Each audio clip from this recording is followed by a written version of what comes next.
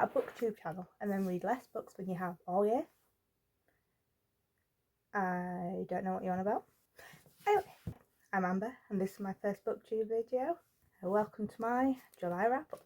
So I read 5 books in July, 2 physical books, 2 ebooks and 1 audio book.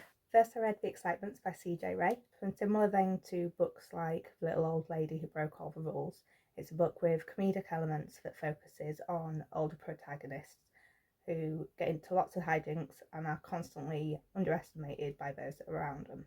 So in The Excitements we have sisters Penny and Josephine who are going to Paris to receive awards for their work during World War II. Travelling with them is their nephew Archie, who is partially there to look after them, partially there to sort out the entertainment, or the excitements, as they call it. Part of this book is set in 2022 when they are receiving their award, and part is set before, during and after World War II. So we are getting to see why they are getting the award and how they've become the women that they are today.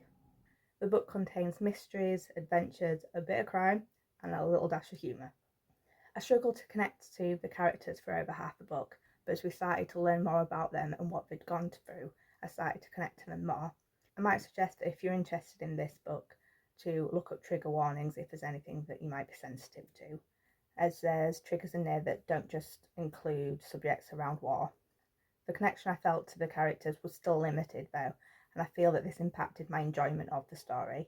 There was also a good chunk of the book that I didn't really care about. Towards the end, the book took a turn that I was not expecting, and I was taken completely off guard. But I think overall, I'll rate this 3 out of 5 stars.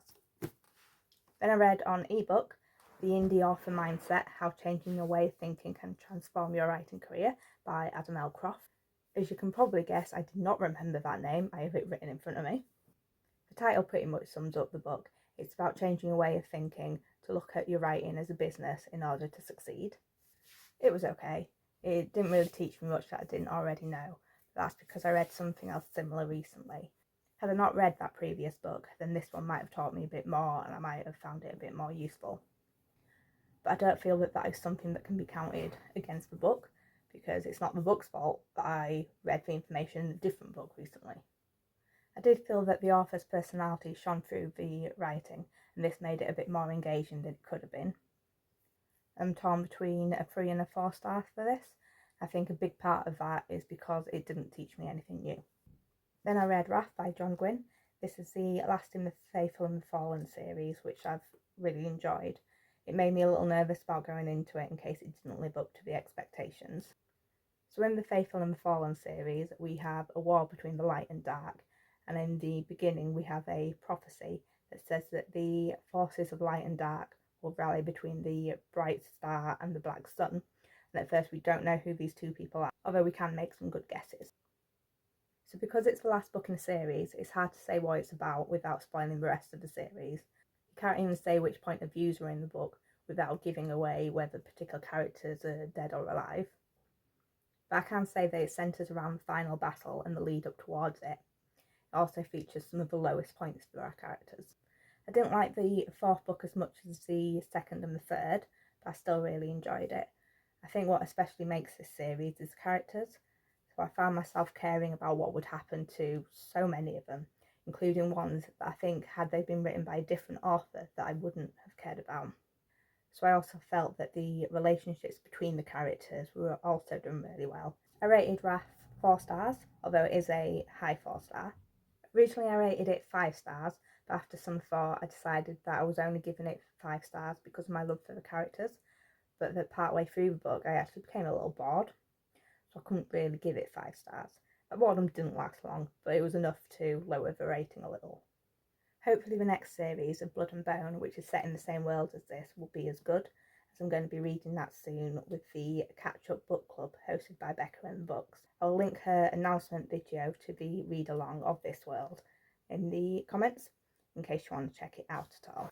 I then read via ebook Equal Rites by Pratchett. I have been planning on reading all the Discworld books, and despite starting the series in 2013, which is more than 10 years ago, I am on book 3, which if I carry on at this speed will mean that I never finish them. But with the 3 books that I have read, I've rated each one 3 stars, which hasn't really made me eager to continue. I have heard that they get better later on, and it's that is keeping me reading. So the Discworld series has smaller series within it, and although this is the 3rd book, it is the first one in the Witches series. So that means we are with different characters than we've been with previously, and it also means that we have no luggage running around on its own legs. Instead, we follow the Wizard Esk and the Witch Granny Weatherwax. At the beginning of the book, Wizard Drumbillet travels to find the 8th son of the 8th son, so that he can pass on his staff. This is because he's dying and following the custom of passing his staff on to a new wizard, and if you are the 8th son of the 8th son, then you are destined to be a wizard. The only problem is that after he's passed on his staff, he learns that the 8th son of the 8th son is in fact a daughter, and women can't be wizards. And Esk, our female wizard, will be told this constantly throughout the book, despite her magic telling her otherwise. The book was filled with magic and whimsy while dealing with the theme of sexism. So throughout the book you will hear female magic users of this way, male magic users of that way, and you can't do that because you're this particular gender.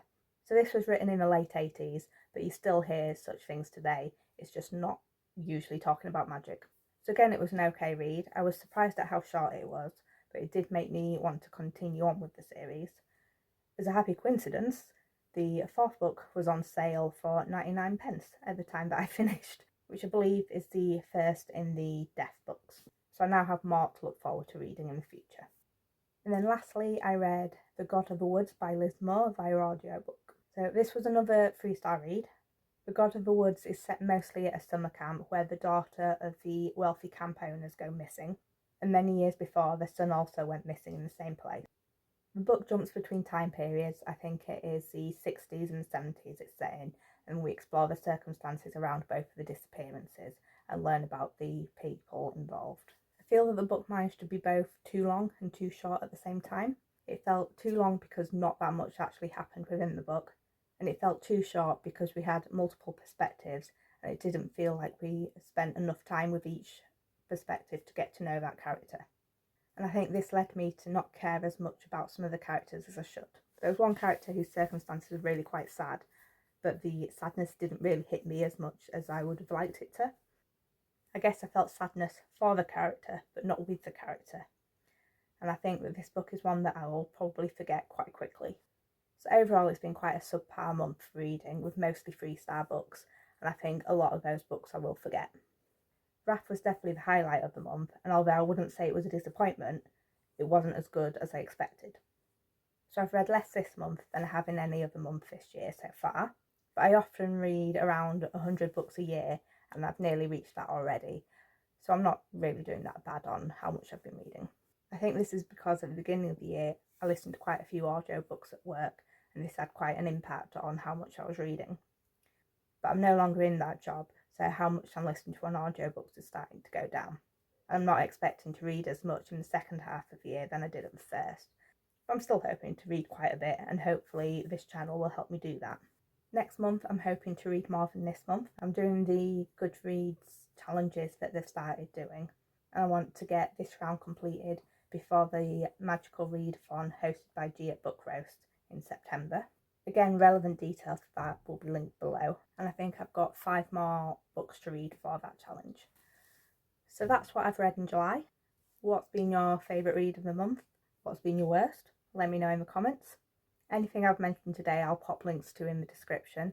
Thank you for watching, and welcome to my channel.